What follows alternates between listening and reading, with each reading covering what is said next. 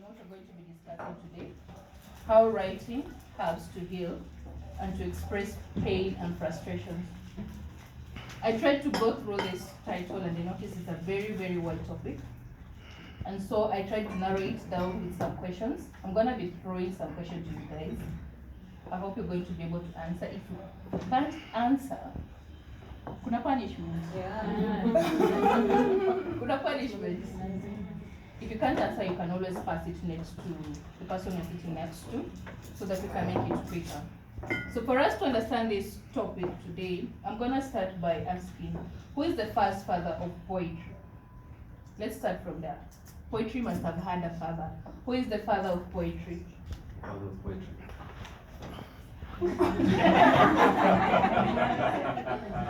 I'm not the father of poetry. I'll be starting from here, Eddy.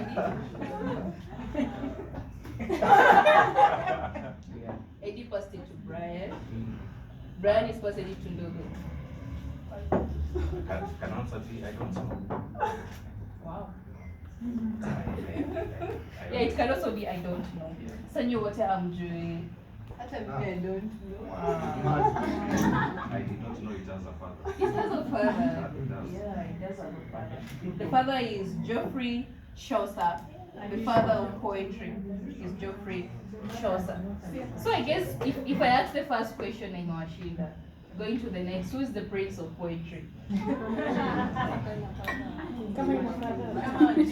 Brian Mbanacho. Pass it to Ndugu. Oh, this is Ndugu, this is Brian. Yeah. Brian. Prince of poetry.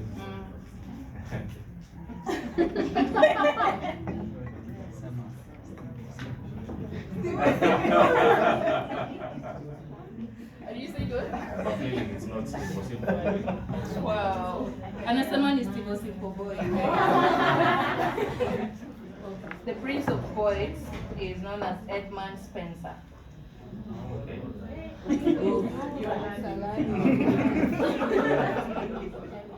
So today kwa story mnaweza answer. I'll be starting with Eddy Ashioya again. What is the purpose of poetry?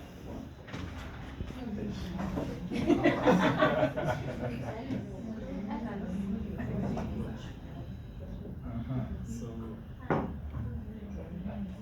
I think it's individualistic, so we all have different things that we're trying to achieve, whatever we are gifted in. So I can't say that my purpose is the same as Abisai and those guys on Twitter who tell you to follow your purpose. So the purpose for me would be, if I speak as myself, would be to share what is in me in the world, and to die empty. That would be for me. Broadcast might be different as Ndugu, so we can't generalize a purpose. Oh, I think that was a good answer. Yeah. Oh, you're not loud enough. They can't hear you from the back. Oh, I forgot. Okay, but he was saying the part I really got out is more bringing out the purpose and to die empty. Sasa, over to Ndugu Abisai. What is the original purpose of poetry from the ancient days?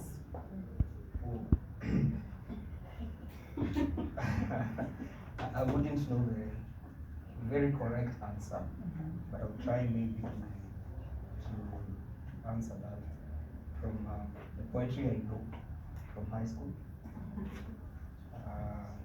And I think any form of written art is expressing or is a channel of expression. I tell the way I feel, I tell the way I look at things, I tell the way I understand things, and to some extent, I tell where I am and where I think I am headed to. I don't know if I am anywhere near what you expected, but that's how I see written art. Because the purpose of poetry from ancient days was storytelling, and you brought it out so well. So over to you, Ryan. You've got it right this time. There's a different one apart from the one. Or you want to broadcast another? No, it's okay. I'm not a poet, poet myself, I won't lie.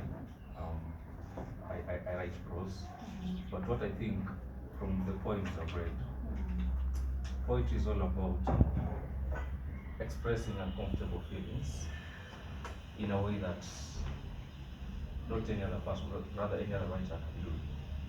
So for me, when I see a poet, I respect them.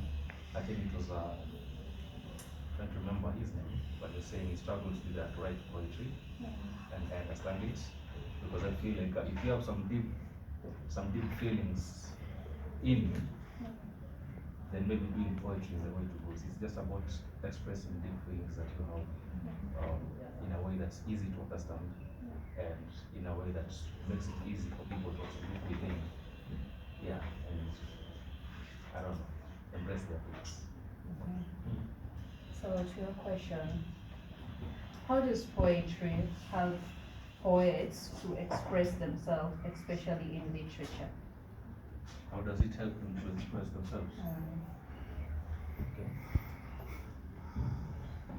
I think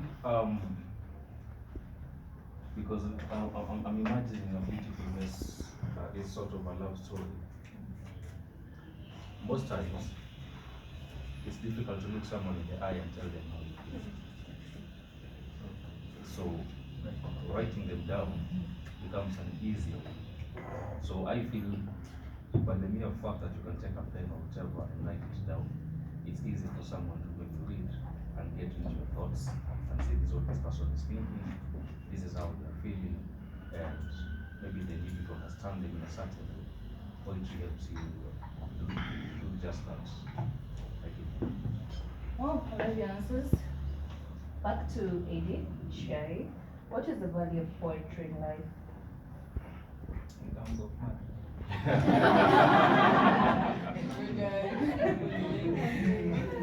I just so okay, that would like put it. I say like not just generalized. I think it's just Does poetry really have value? anything has value. Make it valuable. It's more about how do you map and look for the value. It should be more valuable to the generations that come after, who will be trying to decipher what she was trying to say in her pieces. When here she really told us, I was going through a heartbreak, and like when you're in high school, you're told to fumbua medali, and everyone sees a man climbing the stairs, and then you're told, what does a man climbing the stairs mean? And so it's all personal. So for me, value, it's all about what someone is looking for at that moment, because what I get from the book is not what the rest of you will get. Straight to the point. That was wonderful. Over to Ndugu Abisai. Why are poems so powerful? Their intensity. People get to be very raw and very expressive. I am sorry if I'm repeating that one. Very expressive when they write. I don't know whether this is a good example to use. There's a poem tulikuwa tunakariri tukiwa class 4 kuhusu nidhamu. And at that point in time, tulikuwa tunaambiwa tu vitu mingi, ukiwa barabarani kuwa na heshima. It's very simplistic, but for a 9-year-old, it is something that is so close to them because they are at a very formative age where they need to be taught these things. And so the power behind poetry, I think, is anchored on the intensity of the words that we use. Somebody read a poem here, and you could tell the mood in the room sort of changed. You, like Eddy is saying, you might interpret or you might understand it in a different way. Remind me of something the rainbow. You see, mimi nikiangalia rainbow labda, it's a very sensitive area, but nikiangalia rainbow maybe it signifies A beautiful sky. A beautiful sky. Maybe it signifies another person's identity, sexual identity, and the intensity, therefore, and the power, I think, is in the way people are vulnerable in expressing themselves through words, and by extension, very short sentences sometimes, but very meaningful. Yes. So I guess there's one word that is repeating itself, expressing yourself, right? Over to you, Brian. How does poetry influence the human life? How does poetry influence the human life? You know, in life, life is all about relationships. How we relate with each other as friends, as lovers, as family, as relatives, and everything. And with poetry, it being about expressing these deep feelings that we have within us, it makes it easier for people to know, you know, if I hurt you, for instance, and I get to read something that you've written, a poem that you've written, and you're somehow talking about how I made you feel, it makes it easier for either me to feel remorseful, to feel like, oh, maybe because I have a kidogo, I need to do something, you see. So it's about understanding each other's feelings, how we make each other feel, and how our actions, or even our words, may affect the people close to us. And with this understanding, it makes it easier for us to have like meaningful relationships, you know, because now, at least, we know how every one of us feels. Oh, okay. From that, the word feel. Eddy, how does poetry really make us feel? Who's like this question? It's an overall question. How does poetry really make us feel? I drew that from what you just said. Yeah. So I think that depends. If I'm having a bad day, influence, how I react to certain poems. I'll be like, what is a broken heart got to do with this, If I'm having a good day, but also words tend to change the mood of people, because words are really powerful, and they stay with you long after you're gone. Like Ndugu was narrating his Nidhamu poem, which he did like almost 50. I love that when it was 9 years ago. Almost 45 years ago, and you still remember those words. So when it comes to poetry or any writing really, you just have to be careful the words that you choose. Because some people, they go there looking for specific things, and they may or may not find it, but at the end of the day, you give an impression. So even in poetry, which I do understand, scholar, it's about being very minimal with your words. It's not like us, we just verbal dialogue. For you, you have to be very specific.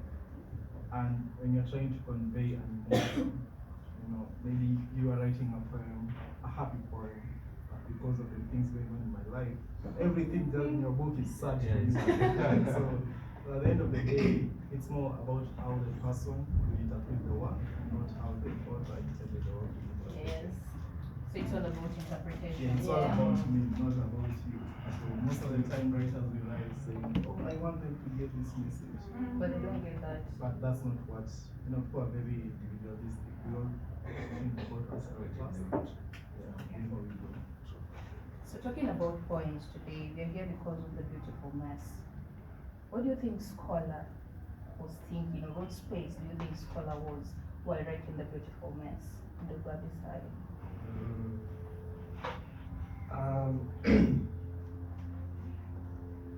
I met scholar today.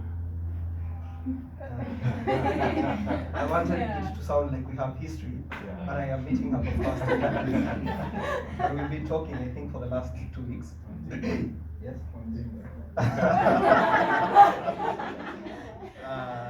Could be a possibility, but WhatsApp is an easier option. So we've been talking on WhatsApp, and she told me that she has a launch today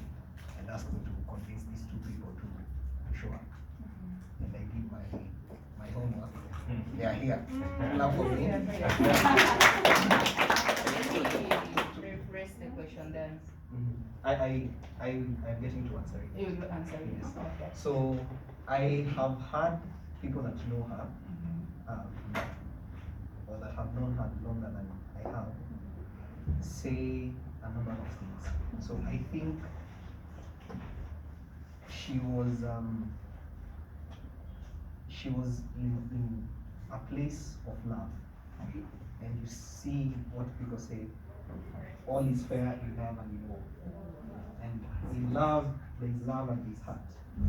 So I think she was at a place of transition between love and, I don't want to call it hate, the other side of love, and the other side of love to experiencing love. This middle ground here sometimes is very difficult because it comes with a lot of tears, a lot of bad feelings. Sometimes people might veer off to depressive states. And I think where she was in this middle ground that I can call a transition. Between I have been loved very well, and now this is a chapter that is gone, and now I'm transitioning to another space where I'm not really experiencing love. I'm only seeing what we call Facebook, wakisema goals. Na mimi niko goalless. Yeah. Okay. So to Brian. Now let's go back to healing. We have heard over and over that this poetry work helps in healing. And if it really does, how does it do it? How does poetry help in healing and pulling out frustrations from someone who's frustrated? I'm sure you was frustrated. I'm generally happy person. I rarely feel frustration. But sometimes, I mean, not even sometimes, most times, before you find a solution to anything, you first have to know what is it that you're running from, and what is it that's hurting you. You know, what's that thing that you're ailing for, and you can't do that without self-introspection. And this is what poetry helps you do. You get to understand exactly where am I at this moment in time. If it's about love or rather about heartbreak, it's not just about someone has broken your heart. It is maybe how they did it, why they did it, using it. And so once you get to understand this, it's now easier for you to decide, okay, maybe perhaps this is how I'm supposed to be moving forward. So I feel poetry helps you look at yourself and your relationships and the choices that you're making in life. And at the same time, now help you make better decisions if you need to, or rather make better choices if you need to. Maybe forgive people who have wronged you. It's important that you do that. And generally, I feel that's how healing now comes to place.